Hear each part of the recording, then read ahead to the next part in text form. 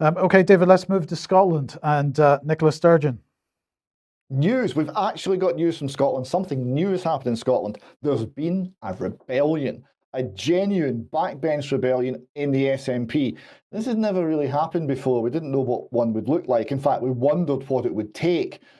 We'd had named person, various types of fascism, and none of that sparked any rebellion, but they've eventually done it. And it's over the controversial gender reform bill. So this is, they've even lost a minister. Ash Regan said her conscience, and who knew that that word would ever be used in the Scottish Parliament, her conscience would not allow her to vote in favour of legislation to induce a gender self-ID system in Scotland. So this is the first rebellion in 15 years, and as we move on, the system being proposed by the Scottish Government would allow Scots to change their sex by simply signing a declaration, with 16 and 17-year-olds being able to obtain gender recognition certificates for the first time. What could go wrong with that? Ms Regan, MSP for Edinburgh East, said she'd taken a decision to resign after considering the issue of gender recognition reform for some time.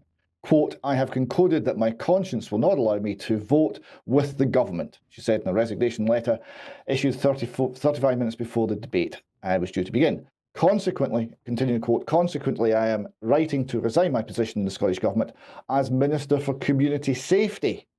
And it's a good position to resign given what we're talking about, which is the risk of males, potentially predatory males, entering female-only spaces.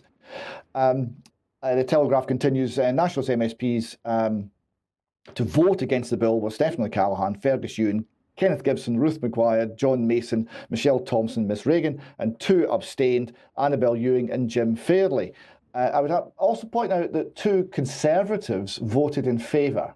So it just shows you if the Conservatives can't conserve women's toilets, they can't conserve very much.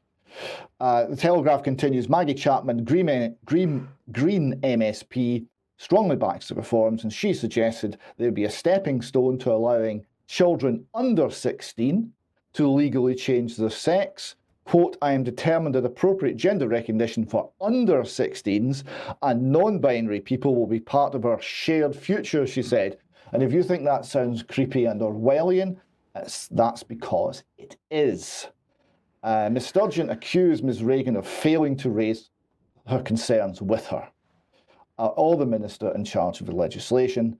Ms Regan had signed an open letter in 2019 expressing doubts about the changing definition of male and female. This is one of the things that will actually resonate from this. Here you've got a group of MSPs who are watching Nicola Sturgeon barefaced lie. Now, I've often wondered why she's in the position she is. I don't think she's intellectually capable, but she is very good at lying and showing no remorse at all. There's no sense of embarrassment. There's no sense of being caught in a lie. This seems to be her gift to politics. But here you see her colleagues are going to be seeing this. They're seeing her lie openly about them. So what this will do in the slightly longer term to her authority remains to be seen. But it's the first open rebellion against Ms Sturgeon and her woke agenda. And, well, good on them. And David, if I can just add to that, we'll be coming back onto the subject of gender a little bit later in the news, because of course it seems to have also come to the surface in political circles in Cornwall, but more on that in a few minutes. Okay, if you like what the UK Column does, you would like to support us, then please head over to community.ukcolumn.org. There are options to help us out there, or you could pick something up at the UK Column shop. But please do share material that you see on the various platforms. And I just want to say thank you to everybody that assisted with the UKCB family fundraiser that we were talking about on Friday's programme.